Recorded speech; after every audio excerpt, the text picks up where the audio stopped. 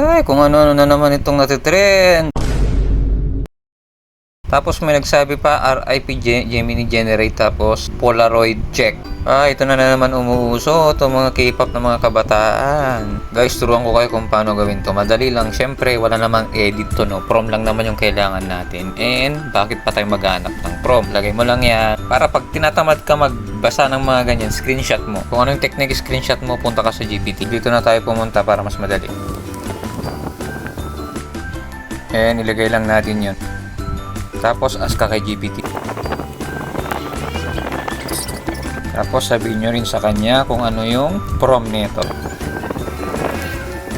Yun ang technique, guys. Kumbaga, pag may nakikita ka dyan ng mga viral o kaya Iron Man, Bumblebee, keychain o yung mga nagbiba dyan, ang trick talaga nito, wag mong hanapin, screenshot mo tapos sabihin mo kay GPT, siya nang bahala. Katulad niyan, sample natin na, copy natin. So hanap lang ako ng picture. Ba't picture ko pa kasi? Wala bang ibang picture?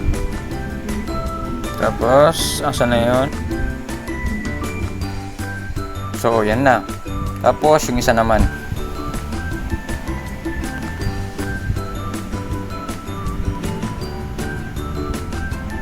And, run natin.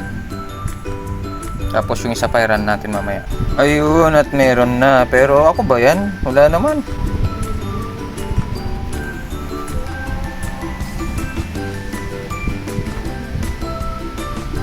At eto na nga, kaso lang bakit wala yung mukha ko? Siguro mali yung prom. TSW lang ang nilagay ko kasi. So ibig sabihin nun sa ChatGPT, nandito yung pinakatama. K-pop boot, ito pala.